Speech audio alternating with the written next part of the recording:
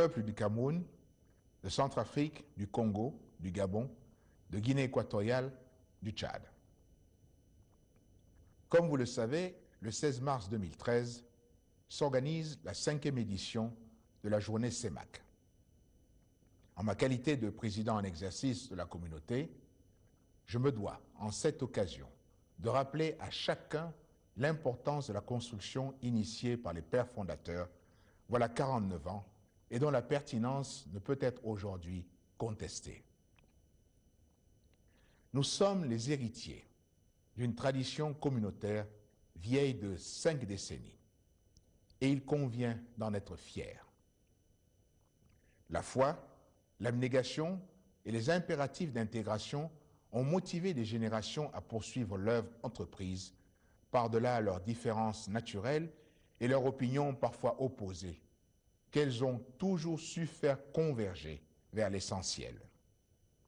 Depuis ce 8 décembre 1964 à Brazzaville jusqu'à ce jour, l'esprit de notre communauté s'est répandu, s'est renforcé. Je rends à cet égard hommage à chacun des chefs d'État des pays membres pour les efforts louables qui ne cessent d'entreprendre aux fins du raffermissement de notre communauté. Mesdames et messieurs, évoquer l'importance de la CEMAC, c'est principalement vous exhorter à assurer à notre communauté la place et le rôle que les pères fondateurs lui ont assigné dans une Afrique centrale en construction. Une CEMAC à l'économie forte et au commerce florissant, adossée à une monnaie unique, une CEMAC en paix et en sécurité, intégrée physiquement et culturellement, une CEMAC active sur le plan international. Près de 50 années de pratique communautaire nous valent aujourd'hui des résultats dont on peut légitimement tirer satisfaction, bien que beaucoup reste à faire. Les institutions de notre communauté se mettent progressivement en place. À cet égard, je dois citer les 3 principaux pouvoirs constitutifs de toute communauté moderne. Je veux nommer le Parlement communautaire, qui représente le pouvoir législatif de la communauté, la Cour de justice et la Cour des comptes communautaires, qui doivent progressivement assumer toutes les missions organiques et fonctionnelles du pouvoir judiciaire, enfin, la Commission, qui en est l'exécutif.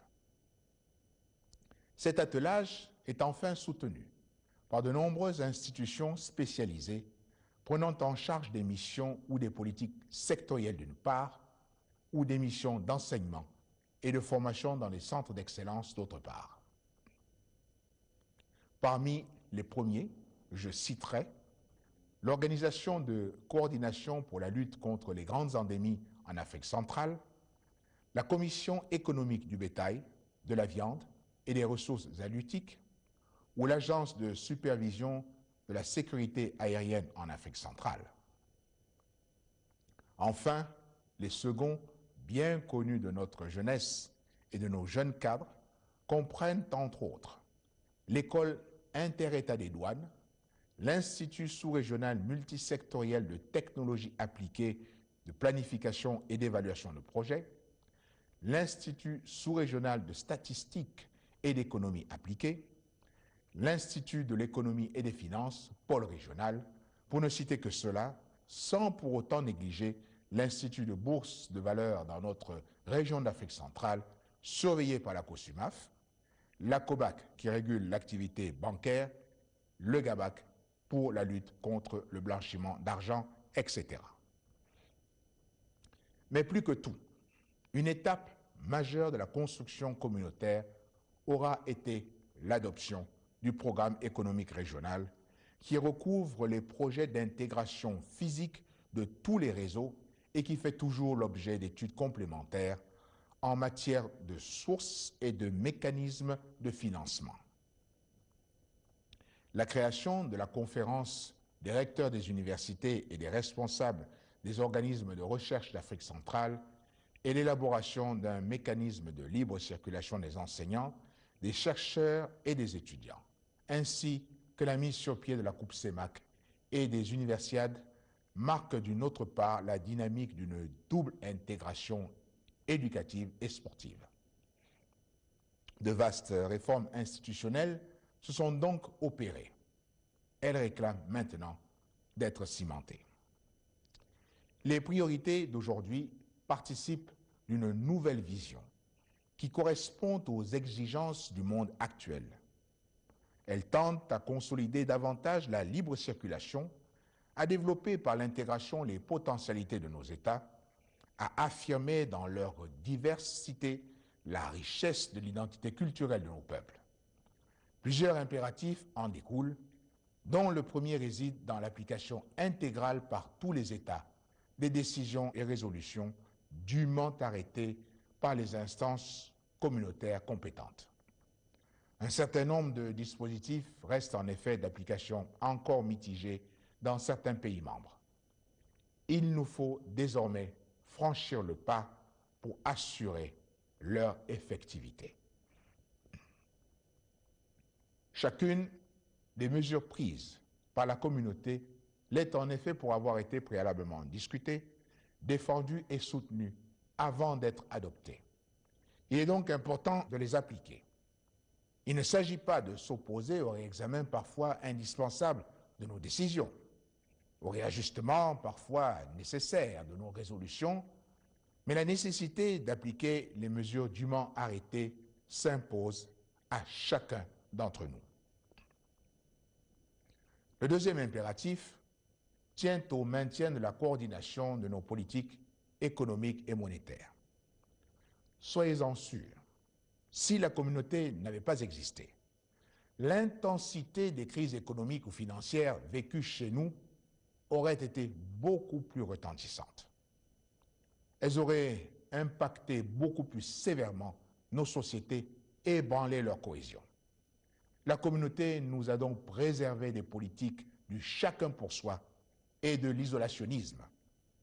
C'est d'ailleurs à cette fin que la conférence des chefs d'État a adopté le programme économique régional. Cet instrument devra servir dans les conditions de compétitivité internationale actuelle à la consolidation d'un espace économique intégré qui réponde aux attentes de nos populations. Ainsi, certaines de nos potentialités et ressources seront mises en commun pour poursuivre notre intégration sur des fondements mieux affermis. Nous avons à cet égard jusqu'à présent réussi à éliminer l'essentiel des barrières administratives, douanières et normatives qui morcelaient notre espace CEMAC. Il nous reste à éliminer ou à réduire les autres obstacles qui freinent encore la fluidité de la circulation des hommes, des marchandises et des biens. Le troisième impératif est de construire une CEMAC des peuples, ce qui n'est possible qu'à travers l'adhésion réelle des citoyens à nos ambitions. Et l'un de nos objectifs pourrait être de développer davantage notre communication.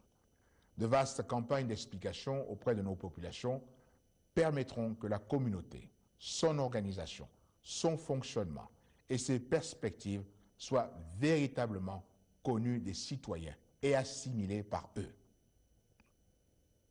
Seul un travail patient d'explication pourra gagner l'adhésion de nos populations. Nous devrons également intégrer dans nos actions un facteur social qui permette aux citoyens de comprendre les enjeux de la dynamique communautaire.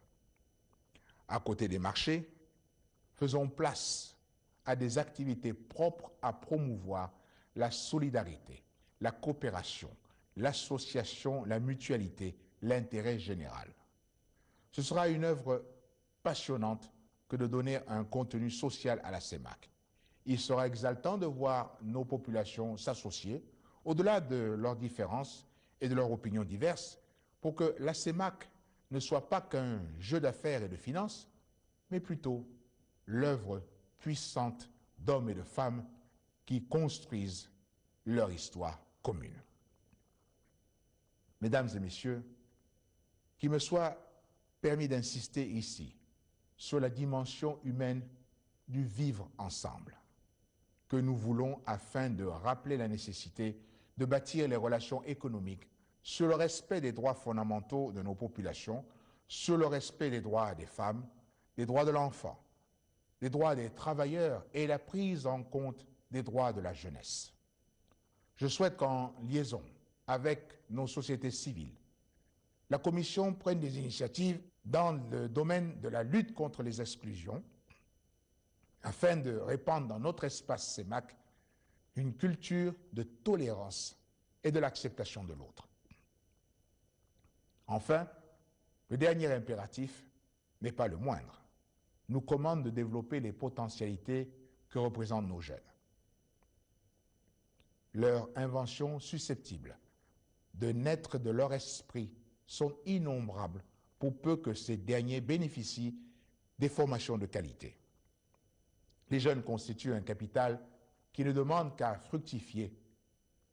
Utilisons-le comme il convient et à la dimension de notre sous-région et de ses aspirations futures.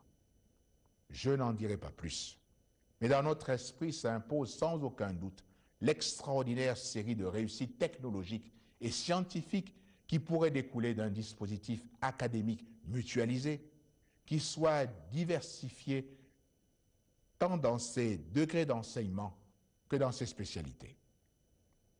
Pour terminer, enseignons également la CEMAC. Apprenons-la à nos enfants. Que l'école les prépare à devenir des citoyens de la communauté. Qu'elle développe l'enseignement de l'histoire, de la géographie et des cultures de notre espace d'Afrique centrale. Mettons l'accent sur les échanges scolaires et universitaires et sur le jumelage des cités. Insistons sur la formation et nos enfants pourront poursuivre leur entreprise et célébrer un jour prochain l'intégration achevée. Vive la communauté économique et monétaire de l'Afrique centrale pour que vive l'intégration régionale. Je vous remercie.